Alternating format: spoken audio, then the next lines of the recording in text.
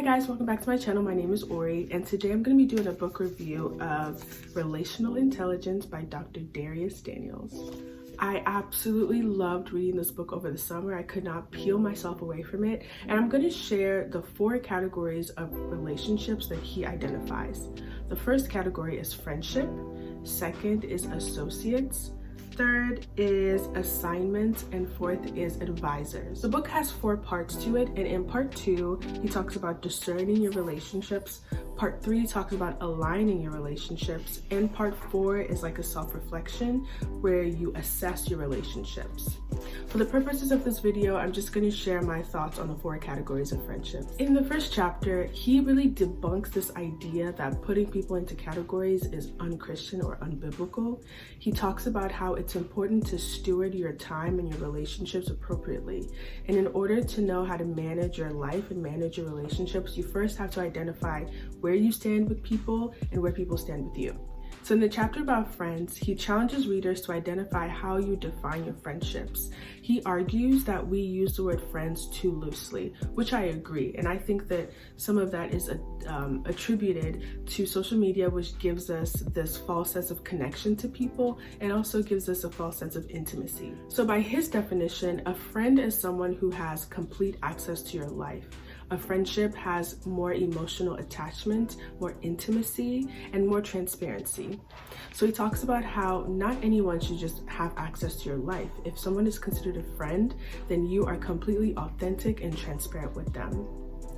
However, for those people who are not friends, you don't owe them anything. The only thing you owe people is love. And for people who are not your friends, he quotes Romans 13:8, which says, "We owe no man anything but to love him." So he says that everybody else, the only thing that you owe them is loving them, but you do not owe them transparency, and you do not owe them access to your life. The next category of relationship is associates.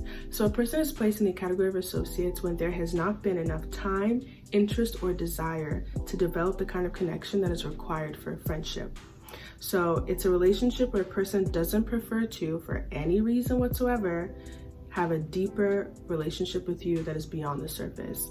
And it's important to remember that being an associate to someone else or placing someone in an associate category doesn't devalue them, or it doesn't reflect on their worth, but it really just means that you have no desire to develop a deeper relationship with them, and that's all it is.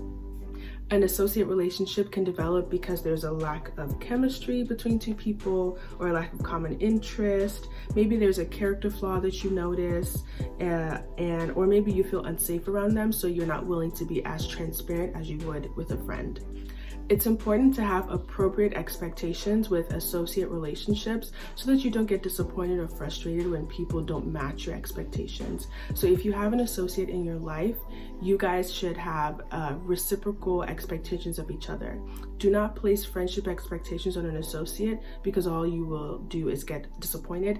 And in the same way, if you are an associate to someone else, do not try to act like a friend or overshare or be overly transparent, because then that person has not committed to you in that way as a friend. The next category of friendship is an assignment. So an assignment relationship is when an individual who may appear to have a genuinely deep admiration of you, but that person actually loves and admires your gifts and not you as the person.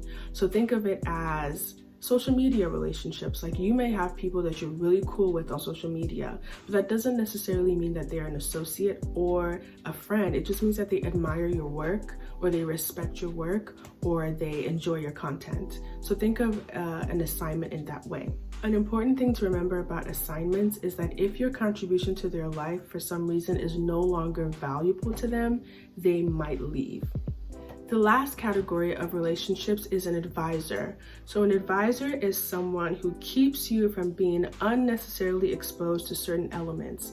Elements like pain, mistakes, and also other major life events. So think of an advisor as someone who is giving you life tips so that you don't have to make the same mistakes that they made, or life tips that help you avoid certain painful experiences.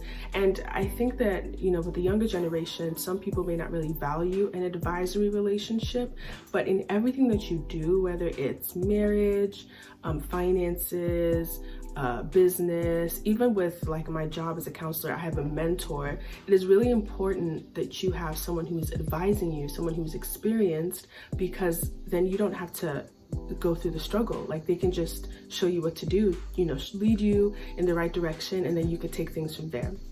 So those are the 4 categories. In the remainder of their book, he gives tips on how to approach people in those different categories. And then the last part talks about self-reflection, where you can reflect on your, abilities as a friend. Like, are you being a good friend to other people, or are you being a good associate, a good assignment, or a good advisor? That is my synopsis of this book. It was an amazing read. I feel like I left this book extremely smarter and ready to tackle all my relationships, and I highly recommend it. I'm going to put the link down below.